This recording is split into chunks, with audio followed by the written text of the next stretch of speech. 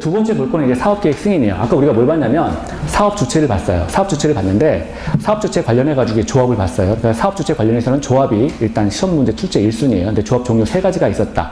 뭐 지역주택조합, 직장주택조합, 그리고 리모델링이 있었는데 리모델링은 아직 구체적으로 안 보고요. 일단 2가지는 확실히 본 거고. 자, 그다음에 두 번째 볼 게 사업계획 승인이에요. 그러니까 조합이라든가 어떤 그 사업 주체가 이런 사업 계획 승인을 받는다라고 하는 건데요. 자, 일단 사업 계획 이쪽 승인을 먼저 보도록 하죠. 자, 사업 승인 계획 관련해 가지고요. 첫 번째 이제 대상이 있습니다. 대상. 사업 계획에 대해서 승인을 받는다. 승인을 받는 거니까 이제 관으로부터 승인을 받는 거잖아요. 그러면 승인의 대상이 있다는 거예요. 여러분 교재는 어디에 있냐면 이게 446페이지예요. 교재는 446페이지에 나와 있습니다. 자, 대상 먼저 볼게요. 대상이요. 대상은 30호 이상의 단독주택이요. 30호 이상의 단독주택을 건설하는 경우. 그리고 또 하나가 있죠. 30세대 이상의 공동주택을 건설하는 경우. 공동주택, 아파트예요. 그 공동주택을 건설하는 경우. 그리고 1만 제곱미터 이상, 1만 제곱미터 이상의 대지 조성 사업을 하는 경우, 이런 경우에는 승인을 받으라. 아까 등록 사업자하고 비교하셔야 돼요. 등록 사업자는 20호 이상, 그리고 20세대 이상, 그리고 요거는 똑같죠. 1만 제곱미터 이상, 요거는 똑같아요. 그래서 등록 사업자의 경우하고 비교해서 보셔야 돼요. 지금 우리가 하고 있는 거는 어떤 지금 첫 번째 사업 주체가 사업 계획 승인을 받을 때 승인의 대상을 하고 있는 거예요. 승인의 대상. 자, 그래서 대상을 일단 이렇게 요런 사업을 할 때는 승인을 받으라라고 하는 것이고요. 자, 두 번째 볼게요. 그러면 이 대상은 요건데 그럼 승인을 받을 때 어떻게 되는 거냐? 사업 계획 승인을 볼게요. 사업 계획 승인을 받는데 자, 원칙하고 예외가 있어요. 원칙과 예외. 이렇게 나눠볼 수가 있습니다. 원칙 같은 경우에는 사업계획 승인을 받기 위해서는 자, 토지의 소유권을 확보해야 돼요. 토지의 소유권을 확보해야 된다. 토지의 소유권을 확보해야 된다. 토지의 소유권. 누가? 이 사업계획을 승인을 받고자 하는 자가, 사업계획에 대한 승인을 받는 자가, 자, 승인을 받고자 하는 자, 그러니까 사업 주체가 되겠죠. 아까 사업 주체가 그 지역의 토지 소유권을 확보해야 됩니다. 왜냐하면 이것도 밀어버리고 아파트 짓는 거잖아요. 밀어버리고 단지에 대해서 일정한 지역, 그러니까 지구단위 계획 구역이죠. 지구단위 계획 구역 내 토지를 싹 밀어버리고 그 지역에 아파트 짓고 입주 받는 거니까 토지 소유권을 확보해야 된다는 거예요. 그런데 이제 예외가 있어요. 토지 소유권을 확보하지 못하고, 자, 예외는요.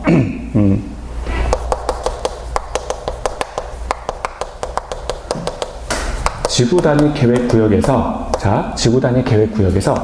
80% 이상의 소유권이 아니고요. 사용권원이에요.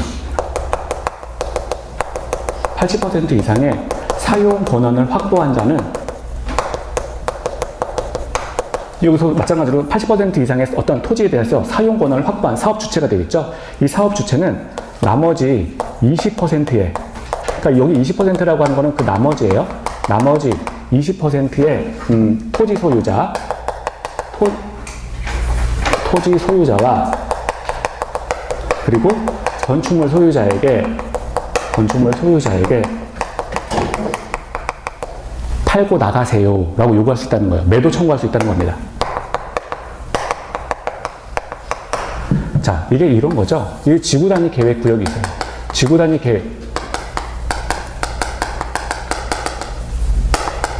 계획 구역이 이렇게 설정된 땅이 이렇게 있는데, 그러니까 지구단위 계획이라고 하는 건 하나의 큰 단지라고 생각하시면 돼요. 단지. 이걸 싹 밀어버리고 여기에 이제 아파트를 건설하려고 하는 거예요.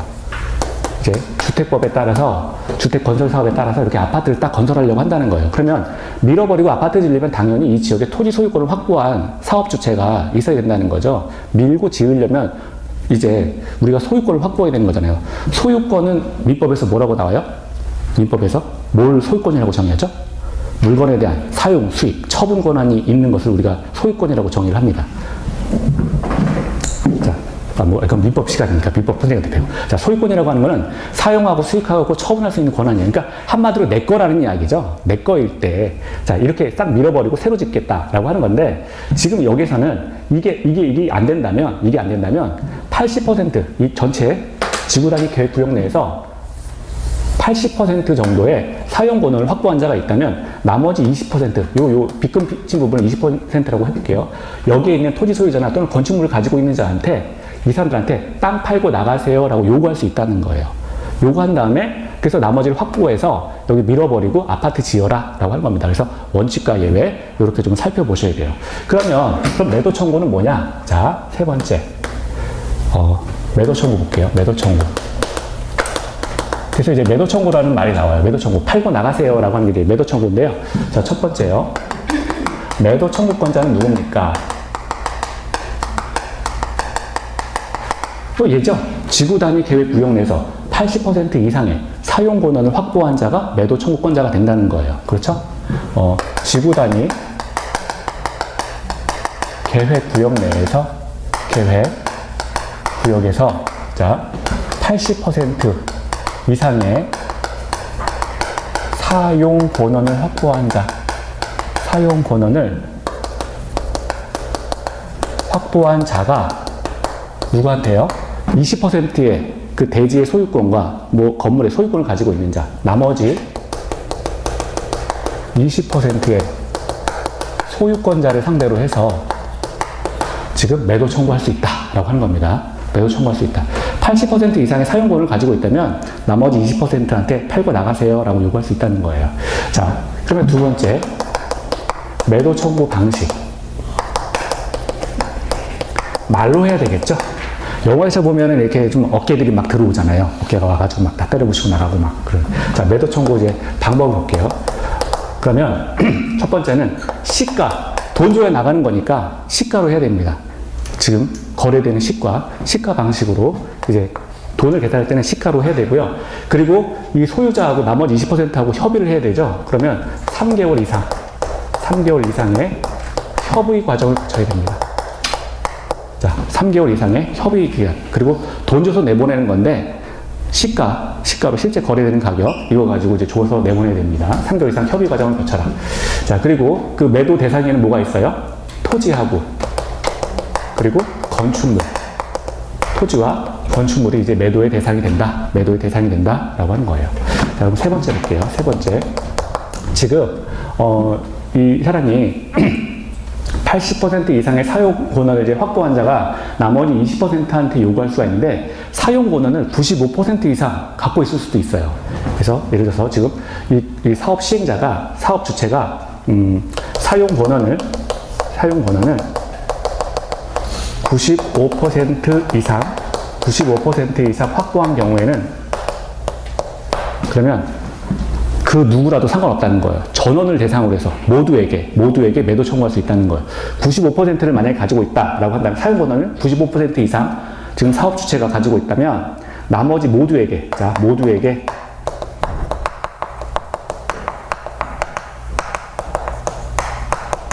매도 청구를 할 수 있다라고 하는 것이고요.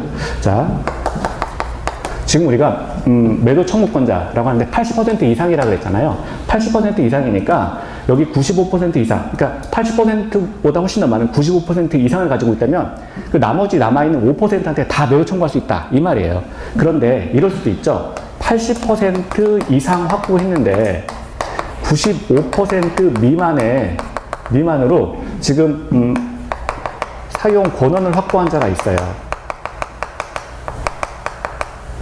자, 80% 이상 사용 권한을 확보한 건 맞는데 95% 미만으로 사용 권한을 확보한 자가 있죠. 이자 같은 경우에는, 자, 이 지역에 10년 전에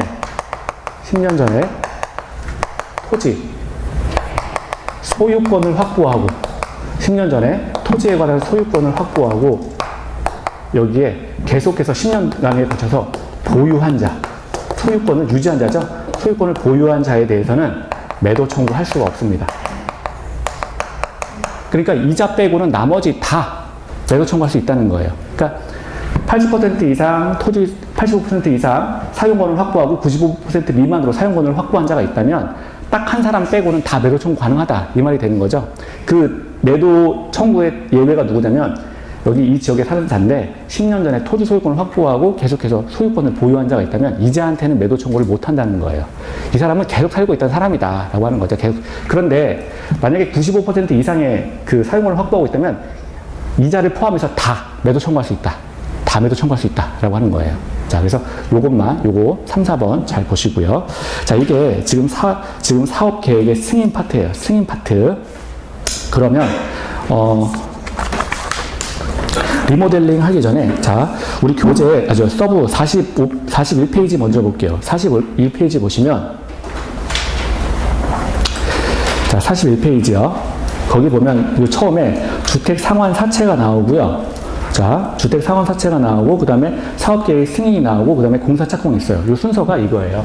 지금 사업 주체가 있고, 사업계획, 지금 우리가 본 거는, 요 필기한 거는 사업계획 승인 요거를 봤잖아요. 자, 요걸 먼저 본 건데, 거기 서브노트 앞에 나와 있는 주택 상환 사채다. 요거는 주택 사업을 시행하려고 하는 사업 주체가 돈이 없을 수가 있잖아요. 돈이 없으니까 주택 건설 자금을 마련하기 위해서 이 채권을 발행합니다. 그러니까 주택 개설 자금을 마련하기 위해서 채권을 발행하는 경우가 있어요. 그러니까 요거는 위치 순서가 어디에 오냐면 여기에 오는 거예요. 사업주체가 사업 계획 승인을 받기 전에 이 부분에서 발행하는 겁니다. 이 부분에서 주택 상환 사채가 등장하는 거예요. 주택 상환 사채가 등장합니다. 그러니까 주택 건설자의 자금 마련을 위해서 주택 건설을 하고자 하는 자가 사채를 발행을 한다는 거예요. 그러면 요게 요 앞에 있어요. 위치 자체가 여기 있어요. 근데 우리 교재 어디 있냐면 교재는 페이지 501 저 뒤에 있어요. 페이지 501 페이지 있습니다. 페이지 501에 나와 있어요. 요게. 그래서 너무 뒤에가 있어서 자, 좀 뒤에 있죠. 그래서 주택 상환 사채도 이제 시험에 잘 나오는데 맨 뒤에 있어요. 맨 뒤에 501페이지에 나와 있습니다. 그래서 페이지 수 하나 적어 놓으시고요. 자, 그러면 자, 일단 우리 했던 거 사업계획 승인 먼저 한번 볼게요. 사업 승인 요거 먼저 보고, 원래는 상환 사채 먼저 보고 그다음에 사업계획 승인 보는 게 맞는 건데 지금 우리 사업계획 승인 요거 써서 한번 봤으니까 요거 한번 먼저 볼게요. 자, 거기 보시면 주택조합, 주택이나 직장, 주택이나 우리 주택조합이나 그렇죠. 이거 직장, 이거 잠깐 오탄데? 자, 아무튼 주택조합의 그 설립 인가를 받은 날로부터 2년 내에 사업계획 승인 신청서를 받아야 된다. 그래서 아까 우리 사업주체가 여기 사업계획 승인을 받으려면 여기 2년 내에 받아야 된다. 요 내용이 지금 나와 있는 것이고요. 자, 그리고요, 아까 우리 지금 본 게 그 단독주택 같은 경우에는 30호 이상, 그리고 공동주택은 30세대 이상, 대지조성 사업은 1만 제곱미터 이상이어야 된다. 좀 전에 봤던 내용입니다. 자, 그리고 이제 안 봤던 게 그 밑에 사업계획 승인권자는 자, 뭐 국장, 그 다음에 시도지사, 대도시장 뭐 이런 사람들이 있는데요. 외울 거는 이제 구청장은 아니다. 구청장 X, 그거 써놨죠? 그걸 외우세요. 구청장은 아닙니다. 자, 예를 볼게요. 밑에. 국가, 한국토지주택공사가 시행하는 경우에는 국토교통부 장관의 승인을 받아라. 자, 좀 국가나 토지주택공사 좀 큰 사람들이 하는 거죠. 이럴 때는 토지에 대해서 대장, 국장의 승인을 받아라. 그리고 밑에 국장이 지정한 지역이 있어요. 국토교통부 장관이 지정한 지역이 있습니다. 이 지역에 대해서 자, 지금 주택법에 의해서 사업을 시행하겠다라고 지정해버렸으면 국장이 지정했는데 그럼 국장보다 높은 사람은 없잖아요. 그러니까 국장이 그냥 사업계획 승인권자가 된다. 국장 지정한 지역은 항상 국장이 사업계획 그 승인권자가 됩니다. 자, 그리고요, 대지 면적이 10만 제곱미터 이상인 지역이 있어요. 대지 면적이 아주 큰 지역이죠. 이런 경우에는 자, 시도지사 또는 대도시시장이 지정할 승인권자가 된다. 대도시장이라고 하는 것은 인구 50만 이상의 그 도시의 시장을 말합니다. 자, 그리고요, 대지 면적이 10만 제곱미터 미만인 경우가 있죠. 이건 좀 작아요. 거기에, 자, 앞에 특은 특별시장, 광은 광역시장, 그 옆에 특은 특별자치시장, 그리고 그 옆에 특은 특별자치도지사예요. 그래서 특별시장, 광역시장, 특별자치시장, 특별자치도지사, 시장, 군수입니다. 자, 지금 다 외우지 마시고요. 이런 게 있구나 정도만 보시면 돼요. 나중에 7월 가서 이제 본격적으로 외우시면 됩니다. 지금 외우시면 이거 머리가 너무 아파요. 하지만 나는 IQ가 170이기 때문에 한번 해보겠습니다. 하세요. 그거 말리진 않겠습니다. 근데, 예, 170이어도, 네, 나중에 하시는 게 나을걸요? 네. 자, 다시 한번 읽어드릴게요. 거의 10만 제곱미터 미만의 경우에는 특별시장, 광역시장, 특별자치시장, 특별자치도지사, 시장, 군수입니다. 나중에 외우세요. 나중에. 자, 됐습니다. 그리고 공구별 분할건설이 있다. 자, 이거 보면, 전 세대수, 그러니까 주택을 공급하는데 그 전체 공급 세대수가 600세대 이상으로 이제 주택을 건설해서 공급하는 경우에는, 자, 이제 분할건설, 공급이 가능하다. 분할이라고 하는 건 이거죠. 이렇게 이 지역에 대해서 지금 지구단위 계획구역으로 잡고 이 지역에 아파트 600세대 이상을 공급한다는 거예요. 600세대를 공급하게 되면 한꺼번에 똑같이 들어가가지고 똑같이 여기 한 동 짓고 똑같이 여기 또 짓고 여기 또 짓고 이거 못하는 거잖아요. 그러니까 너무 크니까 그런 경우에 나눈다는 거예요. 그래서 여기를 제109 먼저 건설 시작하고요. 그 다음에 이 부분 나눠서 여기를 제209 이렇게 시작할 수 있다는 겁니다. 그러니까 600세대 이상이 되면 공구를 나눠서 분할할 수 있다라고 하는 거예요. 물론 여력이 되면 그냥 한꺼번에 진행해도 상관없습니다. 자, 그래서 여기 전체 세대수가 600세대 이상인 경우에는, 자, 주택건설 사업 시행자가 공구별 분할 공급이 가능하다. 공구별 분할 건설하고 그리고 분할 공급이 가능하다. 먼저 건설되면, 자, 제1공구 먼저 건설해가지고 먼저 완공이 되면 따로 먼저 공급할 수도 있다. 자, 공급이라고 하는 거는 분양하는 거죠. 자, 그래서 그런 경우도 가능하다. 자, 그리고요, 사업계획 승인 통보는, 자, 60일 이내로 한다. 사업계획에 대해서 승인 통보. 지금 여기서 사업 주체가 사업계획 승인을 이제 신청해야 되는데, 아까 우리 2년 안에 승인 신청을 받아야 된다라고 했고요. 자, 그리고 여기서 일단 지금 여기 보면, 승인 통보 있죠. 그래, 네가 한 거 이제 뭐 네가 사업계획에 대해서 그 승인해줄게 라고 하는 거는 이제 60일 내. 이쪽에 60일 내에 이제 통보해 줘야 된다. 자, 그리고 밑에 사업계획 승인인데 이건 교재가 453페이지에 나와 있어요. 453페이지. 아까 우리 했던 거죠. 자, 이 지역에 대해서 사업계획 승인을 받으려고 하는 자가 있다면, 자, 원칙적으로 대지의 소유권을 확보하라. 왜냐하면 싹 밀어버리고 아파트 짓는 거니까 대지 자체에 대해서 소유권을 확보해야 됩니다. 승인을 받으려고 하는 자가 대지의 소유권을 확보하라. 예외는요, 지구 단위 계획 결정이 필요한 경우가 있는데, 자, 이건 뭐 무시하셔도 되고요. 80% 이상의 사용 권한을 확보한 경우에는 거기 나머지 매도 청구 이렇게 나와 있는데 20%의 건축물과 토지 소유자를 말합니다. 나머지 건축물과 그 토지 소유자 20%에게 매도 청구할 수 있다. 자, 그리고 이제 매도 청구 이제 들어가요. 매도 청구는 이제 별표 하나 하시고요.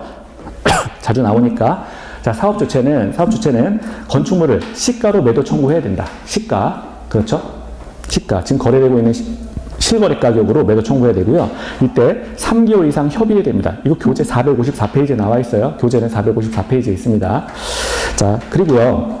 이때 주택 대지 건설 면적 중에 95% 이상의 사용 권한을 확보한 경우에는 모든 소유자에게 매도 청구한다. 그 지역에 10년을 살았든 20년을 살았든 상관없다는 거예요. 그냥 95% 이상을 확보하게 되면 다 매도 청구, 다 돈 줄 테니까 나가세요. 이거 가능한 거죠. 그런데 80% 이상 95% 미만의 그 토지 사용 권한을 갖고 있다면, 사업 주체가 갖고 있다면, 자, 10년 거기 보면 지구 단위 계획 결정 고실 10년 이전에, 자, 소유권을 취득해서 계속 보유하고 있는 자에게는 매도 청구 금지한다. 여기 지구 단위 계획 결정 고실이라고 하는 건 뭐냐면, 이 지역에 대해서, 자, 어떤 이제 지역을 잡고서 이 지역에 대해서 이제 주택건설법에 의해서 주택건설을 하겠습니다라고 해서 지구 단위 계획을 고시를 딱 한다는 거예요. 이 지역에는 이제 아파트 600세대 이상이 들어올 겁니다. 그러면 그게 고시되기 전 10년 전에, 그 10년 전에 소유권을 취득해서 계속 보유한 자에게는 매도 청구할 수 없다. 그런데 95% 이상의 사용권을 갖고 있다면 이자에게도 매도 청구 가능하다. 이런 이야기죠. 자, 그리고요, 세 번째, 리모델링 결의에 찬성하지 않는 자에게도 매도 청구는 또 가능합니다. 이건 주택 깨버리는 게 아니라 그냥 리모델링 하는 거죠. 자, 이런 자에게도 그냥 그럼 팔고 나가세요. 이렇게 할 수가 있습니다. 이건 따로 하나 보시고요. 자, 이제 왼쪽에 오시면 주택 상환 사채가 있어요. 주택 상환 사채. 자, 요거는 상환 사채라고 하는 거는 주택 건설업자가 발행하는 채권을 말합니다. 주택 건설업자가 발행하는 채권이에요.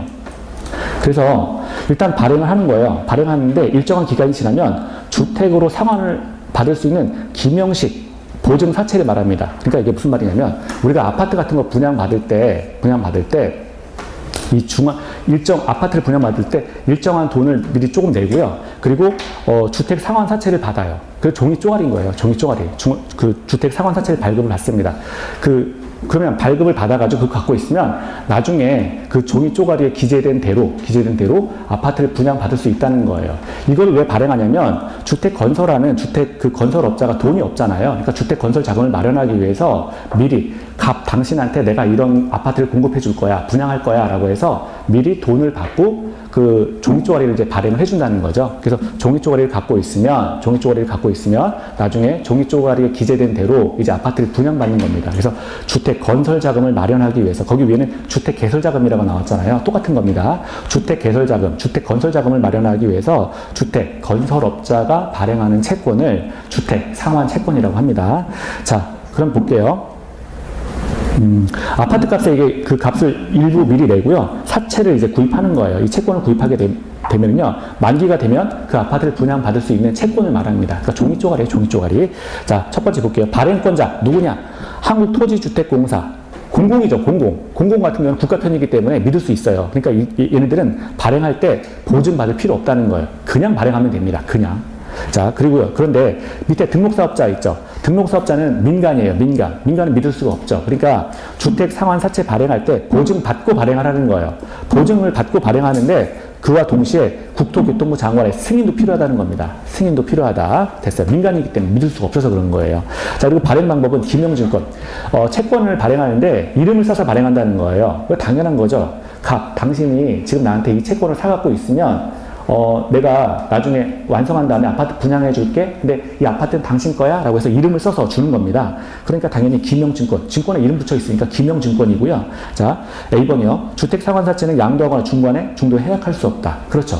건설업자 입장에서는 돈이 필요해서 채권을 발행해 주는 건데 상환사채를 지금 받아간 자가 나 돈이 없어서 그러는데 나 이거 해약할래, 해지할래. 안 된다는 거예요. 그럼 돈 내줘야 되는데 건설업자도 황당한 거죠. 자기는 돈 필요해가지고 발행했는데 중간에 와가지고 해지하겠다. 해지 못 받아줍니다, 이거. 그래서 중도에 해약할 수 없다. 자, 그리고요. 그런데, 아까 이름이 써 있으니까, 그 주택 건설업자가 돈을 받고서 사채를 발행한 다음에 아파트를 완성시키면 아파트 완성한 거를 그 채권을 가지고 있는 애한테 이렇게 넘겨주게 돼 있잖아요. 넘겨주니까 기명채권으로 이렇게 발행을 하게 되는데, 저 채권을 받아간 자가 돈을 주고 채권을 받아간 자가 가족이 전원이 다 이사를 가요. 그러면 그 자는 그럼 아파트를 어떻게 받는 거냐? 자, 그런 경우라면 그 채권을 양도할 수 있다는 겁니다. 기명채권이긴 하지만, 이름이 적혀있는 채권이긴 하지만, 양도가 예외적으로 가능하다라고 하는 이야기죠. 그래서 세대원 전원이 해외에 이주하거나 또는 상속 등으로 부득이하게 되면 양도가 가능하다. 상속. 그러니까 원래 채권에 있는 사람이 죽어버렸어요. 죽어가지고 채권 자체가 이제 상속으로 넘어갔다는 거죠. 그렇게 되면 상속받은 자가 지금 그 양도를 받아갈 수 있다. 양도가 가능하다. 그 민법에서 이런 거 많이 나오죠. 상속으로 넘겨주는 자가 누구예요? 상속인이에요? 피상속인이에요? 아버지가 자식한테 재산 넘겨주면 그 아버지를 피상속인이라고 하죠. 상속인 아닙니다. 다 알고 계시니까. 피 흘리고 죽었다. 이렇게 기억하시면 돼요.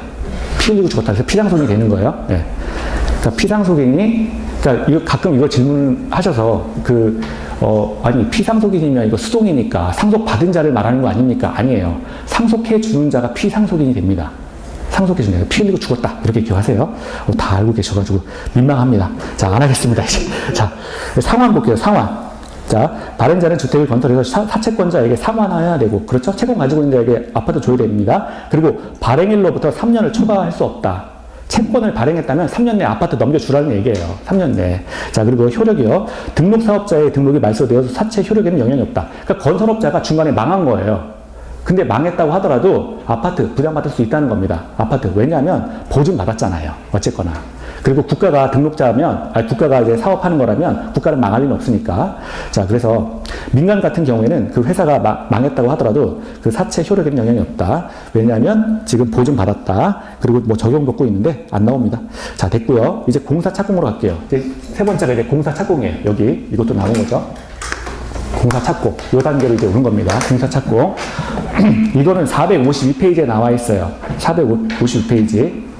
제가 일순환에서는 우리 이제 건축법 하기 전까지는 교재를 다 봤잖아요. 교재를 다 봤는데,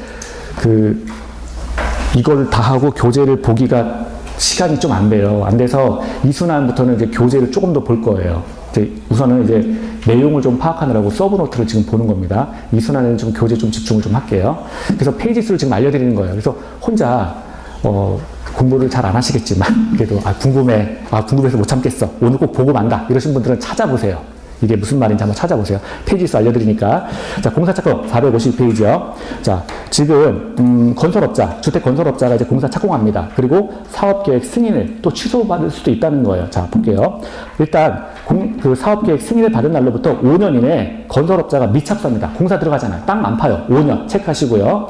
자, 이런 경우에 취소할 수 있다. 근데 이것도 잘 보세요. 취소해야 한다가 아니죠. 취소할 수 있답니다. 재량사항이에요. 재량사항. 취소할 수 있다. 그러니까 착공기간을 위반해서 공사 시작하지 않으면 취소할 수 있습니다. 그리고 공급별 분할 시행. 아까 우리가 그 세대가 크면 이제 그 공급별 분할 시행할 수 있다 그랬죠. 그러면 제일 첫 번째 삽 뜨는 게 이제 109예요. 109. 자, 승인 받은 날로부터 그 위에 나온 얘기입니다. 그 아까 위에 우리가 본 거 5년 이내 미착수하면 취소할 수 있다. 이 부분이죠. 승인을 받은 날로부터 5년 이내 착수하지 않으면, 그러니까 제 109예요. 이런 경우에는 취소할 수 있다. 이건데요.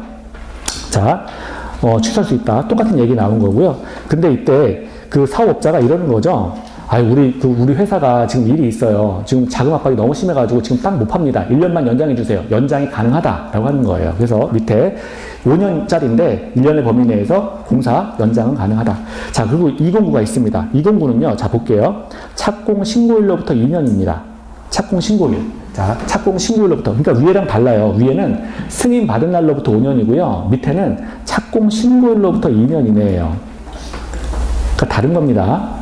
착공 신고일로부터 2년이네요. 이런 경우에 미착수면 이거는 근데 취소할 수 없다예요. 왜냐하면 대개 109를 완성하고 209 시작하거든요. 근데 머리로 따지면 반만 깎고 반은 지금 못하겠다 이렇게 나오는 거거든요. 그러니까 209에 대해서 209 너 왜 209 안 하니? 라고 해서 취소할 수 없다는 거예요. 이거는. 그러니까 이건 취소를 할 수 있는 게 아니에요. 그러니까 109가 자, 지금 대개는 보면 여기 이쪽에 109를 이렇게 어느 정도 완성을 해놓고 109 완성하고 그 다음에 209 이렇게 들어가거든요. 보통. 근데 109 이렇게 해놓고서 209를 안 하는 거예요. 209를 안 하는데 209를 이렇게 안 했다고 해서 취소할 수 없다는 거예요. 왜냐면 여기 완성해놨는데 여기 공사 여기 취소해버리면 여기 공사 못 하는 거잖아요. 그러면 머리로 치면은 반만 깎고 이쪽 깎아놨는데 이쪽은 안 깎아놓은 거죠. 이러면 이상하잖아요. 그러니까 취소할 수 없다예요. 그러니까 결과적으로 다 하라라고 하는 거죠. 그래서 지금 보면 209 같은 경우에는 취소할 수 없다예요. 자. 그러니까 209에 대해서 착공 신고를 하고 2년 내에 착수를 해야 됩니다. 근데 2년 내에 착수해야 되는데 미착수하는 경우에도 취소할 수 없다예요. 취소할 수 없다. 자, 세 번째. 자, 경매, 공매 등으로 소유권을 상실했다. 이거는 이제 건설업자를 말하는 겁니다. 주택 건설업자가 경매나 공매 등으로 인해서 소유권을 상실한 경우, 또 부도, 파산 등으로 공사 완료가 불가능한 경우에는 자, 목적 달성이 불가능한 거죠. 행정에서 목적 달성이 불가능하면 그때는 다 취소할 수 있습니다. 뭘 취소하는 거예요? 사업계획 승인. 사업계획 승인 자체에 대해서 취소할 수 있다. 사업계획 승인을 취소할 수 있다. 자, 그리고요. 2번이요.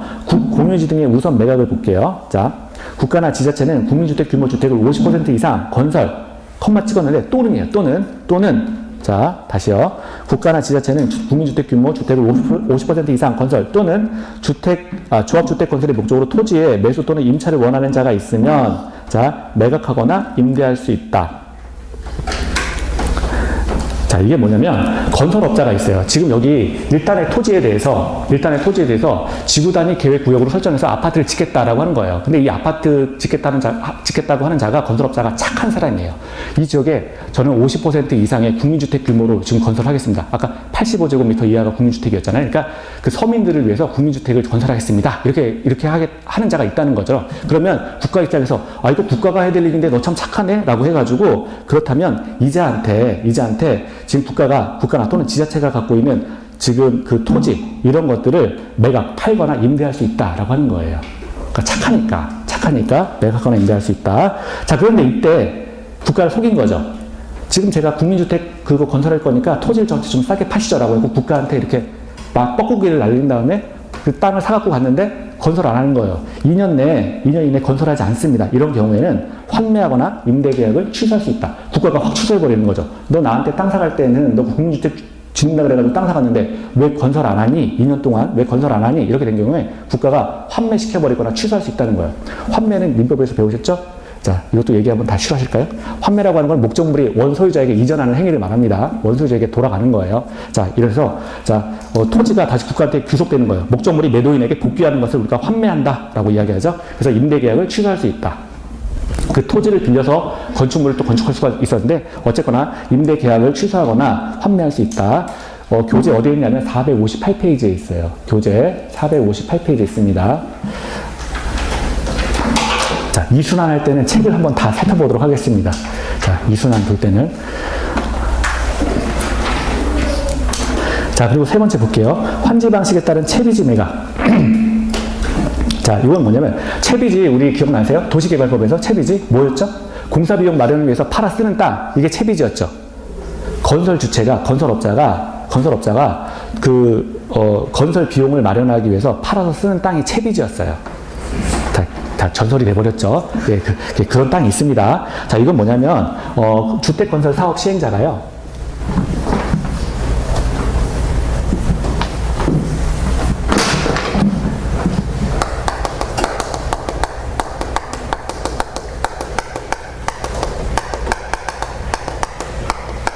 주택건설 사업 시행자가 도시개발법에 의한 도시개발 사업 시행자가 있죠. 도시개발 사업 시행자. 자, 주택건설 사업, 사업 주체라고 할까요? 아까 우리 배웠으니까. 자, 주택건설 사업 주체 또는 주택건설 사업 시행자가 도시개발 사업 시행자에게 지금 땅 좀 파세요 라고 요구하는 거예요. 채비지를 팔아라. 채비지 매각을 요구할 수 있다는 거예요. 이 도시개발이라고 하는 거는 하나의 신도시개발이라고 했잖아요. 그러니까 범위가 크잖아요. 이렇게 범위가 커요. 범위가 크단 말이에요. 범위가 큰데 이 사람이 도시개발 사업 시행자 같은 경우는 이 도시개발을 할 때 일정 부분의 땅을 자기가 그냥 팔아가지고 원형지 이런 거 막 배웠잖아요. 우리 개발되지 않은 상태의 땅을 팔 수 있다. 그래서 이 개발되지 않은 상태의 땅을 제3자한테 이렇게 매각을 할 수가 있다고 그랬잖아요. 매각의 이유가 뭐였냐면 이 개발되지 않은 상태의 땅을 팔아가지고 개발 비용으로 쓴다 그랬잖아요. 이때 팔리는 땅을 뭐라 그랬냐면 채비지라 그랬다고요. 팔리는 땅을 채비지예요. 이게 그냥 팔아먹는 땅. 도시개발 사업 시행자가 얘도 국가로부터 땅을 받은 거예요. 국가로부터 땅을 받았는데 이거를 그냥 팔아가지고 여기 나머지 뭐 아파트 짓고 뭐 기관시설 도로 놓고 뭐 이런 거 하느라고 이런 것들을 팔아가지고 공사비용으로 써먹을 수가 있다고 그랬잖아요. 그때 팔리는 땅이 채비지였는데 이게 이 채비지를 이 주택건설 사업 시행자 같은 경우는 이거는 범위가 작잖아요. 작으니까 얘한테 요 땅 나한테 팔어 라고 요구할 수 있다는 거예요. 이것도 도시 안에서 일어나니까. 도시개발. 됐죠? 얘는 땅을 팔아야 되고요. 얘는 땅을 사야 돼. 그러니까 얘가 얘한테 팔아 라고 요구한다는 거예요. 채비지. 자, 그래서 자, 첫 번째 보면 채비지 우선 매각이 있는데요. 자, 국민주택 거기 보면 사업 주체가 국민주택 용지로 사용하기 위해서 자, 거기 화살표 있죠. 도시개발 사업 시행자에게 채비지의 매각을 요구할 수 있다예요. 요구할 수 있다. 그러니까 주택건설 사업 주체가 도시개발 사업 시행자에게 채비지의 매각을 요구하는 거예요. 이 도시개발 사업 주체가 훨씬 더 큰 땅을 가지고 있잖아요. 도시 신도시 개발이니까 굉장히 큰 땅을 갖고 있단 말이에요. 이거에 대해서 나 그쪽 땅 좀 내줘, 팔아줘 라고 요구할 수 있다는 거예요. 얘는 땅을 팔아야 되는 거니까 어차피. 자, 그러면 이걸 뭐 해봤자 아파트 600세대 정도 짓고 막 이런 거니까 작은 단위로 이제 짓는 거니까 여기서 이렇게 땅을 팔아가지고 얘는 건설비용 마련하는 것이고. 자, 두 번째요. 채비지의 총 면적의 2분의 1 범위 내에서 우선적으로 매각할 수 있다. 그러면 이 도시개발 사업 주체 같은 경우에는 자기가 채비지가 아까 노란색 부분이었는데 여기에서 2분의 1, 절반에 한 사람한테 또 다 몰아주면 안 되니까 자기가 갖고 있는 땅 절반의 범위 내에서 얘한테 이만큼 매각할 수 있다라고 하는 거예요. 매각할 수 있다. 자, 그리고 채비지의 양도 가격. 그럼 이게 도시개발 사업 시행자가 돈 받아야 되겠죠. 얘로부터 주택건설 사업 그 주체로부터. 그러니까 이때 받을 때는 지금 감정가격, 감정받은 가격 그걸로 한다. 예외적으로 자, 조성원가도 받을 수 있다. 뭐 임대주택을 건설하는 경우에는 거기에 조성된 어떤 가격이 있다면 조성원가로 이제 공급받을 수 있다. 자, 그래서 돈을 받는 거 그 부분도 나왔어요. 원칙은 감정가격, 예외적으로 조성원가도 가능하다. 자, 됐습니다.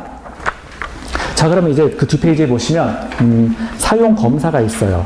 요거는 뭐가 있냐면 466페이지 하나 써놓으세요. 466, 467페이지에 나와 있어요. 자, 지금 사용 검사라고 하는 건 뭐냐면, 여기까지 사업 계획 승인을 받았어요. 사업 계획 승인을 받고서 이제 그 주택 건설업자가 공사 착공 들어갔습니다. 땅 파고 아파트 지었어요. 그 다음에 공사 완료했죠. 아파트 깨끗하게 이제 뭐 색칠까지 다 도색 다 끝냈어요. 그러면 이제 안전한지 어떤지 알아봐야 될 거 아니에요. 그래서 이제 사용 검사 단계 들어간다는 거예요. 예전에 건축법에서는 이걸 준공 검사라고 그랬죠. 준공 검사라고 했는데 주택법에서는 이걸 사용 검사라는 용어로 바꿔 쓴다는 거예요. 하지만 속성은 같다. 안전한지 안전하지 않은지 이제 관에서 나와서 한번 알아보겠다, 체크아웃 하겠다 라고 하는 게 이제 사용 검사예요. 자, 그럼 사용 검사권자 볼게요. 사업 주체는 자, 시장 군수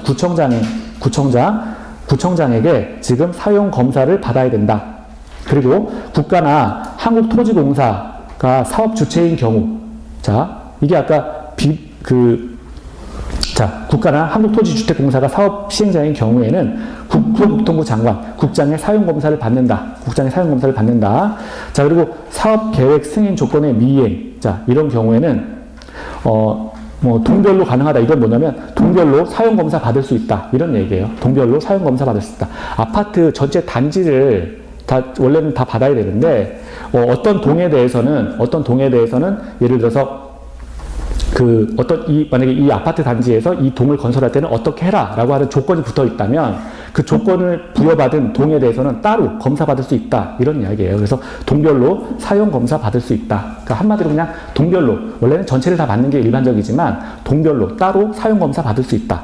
자, 되고요. 사업 주체가 파산했습니다. 공사하다가 파산했다. 이런 얘기죠. 이렇게 되면 시공을 보증한 자가 있어요. 아까 민간 같은 경우에는 보증받으라 그랬잖아요. 그러면 시공에 대해서 보증한 자가 사용검사 받으라. 자, 그리고 시공을 보증한 자가 없다면 입주 예정자인데 입주자 대표회의가 있어요. 입주자 대표회의가 사용검사 받으라. 그러니까 보증을 받은 자가 있다면 보증을 받은 자. 그리고 없다면 자, 입주자 대표회의가 보증을 받으라 라고 하는 거고요. 자, 그리고요, 밑에 사용검사의 사용검사 기간 볼게요. 사용검사는 시청일로부터 15일 이내, 15일 하나 동그라미 하시고요. 지금 외우시는 거 아니고요. 나중에 외우시는 거예요. 그냥 이런구나. 이렇게 되는구나. 자, 아파트 들어가기 전에 사용검사 있구나. 15일 이내 하는구나. 그렇게 한번 보시면 됩니다. 자, 그리고요, 사용검사의 효과 볼게요. 사업주체 또는 입주 예정자는 사용검사를 받은 후가 아니면 주택 또는 대지를 사용할 수 없다. 당연한 거죠. 지금 언제 그냥 부실공사로서 무너질 수도 있는 거니까. 자, 대지 사용할 수 없다. 자, 임시사용 승인이 있어요. 주택 같은 경우에는, 자, 동별. 이제 공동주택을 말하는 거죠, 지금. 그래서 동별로, 대지는 구획별로 임시사용 승인을 받을 수 있다. 공동주택 세대별로 임시사용 승인도 가능하다. 자, 됐고요. 준공검사의 의제. 자, 이건 뭐 넘어가셔도 됩니다. 자, 그리고 밑에 이제 매도 청구가 나와 있어요. 매도 청구. 자, 그러면 이제 매도 청구 하나 볼까요? 거기 보면, 우리 아까 매도 청구를 이거 봤는데, 매도 청구를 어디서 봤어요? 여기에서 사업계획 승인에서 매도 청구를 하나 봤었죠. 80% 이상의 토지 소유권을 사용권을 확보한 자가 있으면 나머지 20%에 대해서 땅 팔고 나가세요 라고 했어요. 이거는 공사 들어가기 전에 매도 청구였어요. 근데 지금 나와 있는 거는 사용 검사 후에 매도 청구예요. 그러면 지금 주택법에서는 매도 청구가 2개라는 이야기예요. 매도 청구가 2개입니다. 우리가 첫 번째 본 거는 사업계획 승인 관련해서 여기에서 매도 청구를 하나 봤어요. 그쵸? 공사하기 전에 80%의 그 토지의 사용권을 갖고 있는 자가 나머지 20%의 토지와 건축물에 대한 소유권을 갖고 있는 자한테 공사하기 전이니까 땅 파야 되니 이제 당신 땅 팔고 나가세요 라고 요구하는 게 이제 매도 청구였고요. 두 번째는 지금 여기서는 사용 검사 후에 매도 청구예요. 지금 공사 완료까지 다 하면 여기에 이제 사용 검사 여기가 지금 사용 검사 여기 들어왔죠. 사용 검사 다음에 여기에 또 매도 청구가 또 있다는 거예요. 여기에도 매도 청구가 있다는 거예요. 그래서 매도 청구가 2개예요. 2개. 이거는 공사하기 전에 땅 팔고 나가세요 라고 하는 매도 청구고요. 이거는 공사해가지고 이미 공사를 다 완료를 했는데도 매도 청구가 있다는 거예요. 자, 이거 볼게요. 이게 무슨 말이냐면 공사를 지금 완료를 했어요. 공사를 완료해가지고 예를 들어서 1000명이 입주를 했습니다. 이렇게 지금 여기 지구단위 계획구역 안에 아파트를 다 지었어. 지금 공사 착공하고요. 공사 완료하고요. 그래서 아파트를 이렇게 다 지었다는 거예요. 됐죠? 그래서 여기 1000세대가 예를 들어서 1000세대가 입주를 했다. 1000세대가 입주를 했다는 거예요. 다 입주를 했어요. 입주를 했는데, 그러면 아파트 같은 경우는 이 아파트뿐만 아니라 지금 여기 주변에 그 부속 토지까지 다 사실은 이쪽에서 지금 다 소유권을 지금 갖고 있는 상황이잖아요. 사유권을 갖고 있는데, 어떤 이유에 의해서, 어떤 원인에 의해서 여기 원래 5% 미만의 토지 소유권을 갖고 있는 자가 나타났다는 거예요.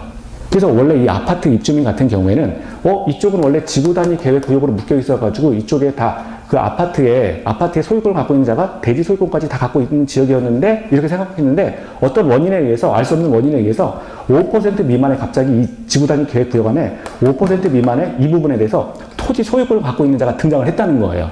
이런 경우에 지금 천세대가 지금 입지에 있잖아요. 여기서 대표자를 뽑아요. 대표자를 뽑을 때도 4분의 3이죠.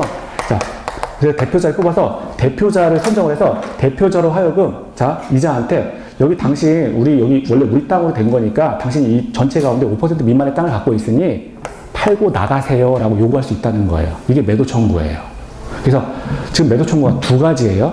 두 가지. 공사하기 전에 매도 청구, 팔고 나가세요. 우리 집 지을 겁니다. 그리고 공사 완료했어요. 그리고 3 다 입주했어요. 입주했는데 여기 갑자기 뜬금없이 5% 미만의 대지 소유권을 갖고 있는 자가 등장을 했다는 거예요. 이자한테도 당신 여기 이제 우리 땅 됐으니 팔고 나가세요 라고 할 수 있다는 거예요. 매도 청구가 두 가지입니다. 갑자기 어려워졌어요? 네. 그냥 팔고 나가세요. 이게 매도 청구예요. 공사하기 전에도 팔고 나가세요. 공사 완료 후에도 팔고 나가세요. 자, 매도 청구. 그럼 보겠습니다. 거기 주택 소유자의 매도 청구가 있는데요. 주택의 소유자들은 전체 대지에 속하는 일부 토지에 대한 소유권 이전 등의 말소 소송 등에 따라 사용 검사 후 소유권 회복한 자, 실소유자에게 시가로 매도 청구할 수 있다. 갑자기 뜬금없이 어떤 판결이나 이런 것들에 의해서 지금 토지 소유권을 회복한 자가 등장했다는 거예요. 그러면 이자한테 지금 매도 청구할 수 있다는 겁니다. 그러면 매도 청구를 1000명의 인구가, 1000세대가 지금 다 하는 거냐? 그건 아니고요. 대표자를 뽑아서 하라는 거예요. 대표자를 뽑아서 지금 소유권을 회복한 자, 이자한테 매도 청구할 수 있다는 겁니다. 자, 그러면 거기 볼게요. 대표자 선정 요건. 주택 소유자 전체의 4분의 3 이상의 동의를 받으라. 4분의 3 이상 지금 동의를 받아서 지금 매도 청구할 수 있다. 매도 청구 요건을 보면, 자, 해당 토지 전체 면적의 5% 미만이다. 지금 이자가 토지 소유권을 확보한 면적이 전체 지구단위 계획 구역 안에서 5% 미만이라는 거예요. 그러면 여기 이자에 대해서 여기 대표자 전체 여기 전체 세대 가운데 4분의 3 이상의 동의를 받은 대표자가 이자를 상대로 해서 매도 청구 들어간다는 거예요. 이자가 갖고 있던 토지의 분량은 5% 미만이라는 거고요. 자. 그래서 서류를 보낼 수 있죠. 송달기간. 자, 서류로 해결할 수도 있는데, 2년 이내에 송달해야 된다. 자, 구상권 행사. 자, 구상권은 이제 일단 비용 지출하고 나중에 돈 달라라고 하는 게 이제 구상권이죠. 그러면 비용 전부를 사업 주체에게 구상할 수 있다. 지금 입주자로서는 필요 없는 소송에 사실은 휘말린 거잖아요. 그러니까 일단 먼저 소송하고, 여기 대표자가 먼저 소송하고, 여기 들어가는 비용이 있으면 나중에 여기 사업 주체, 이 지역에 대해서 지구단위 계획 구역 설정하고 아파트 건설하고 이런 사업 주체한테 내가 여기 이것 때문에 얘 때문에 지금 돈 썼다. 여기 지금 얘가 A인데 A와 내가 지금 소송하느라고 나 돈 썼거든. 그러니까 너 사업 주체 너 돈 줘. 라고 해서 돈 달라고 요구할 수 있다는 거예요. 이게 구상권이에요. 구상권. 자, 그래서 구상할 수 있다라고 하는 것이고요.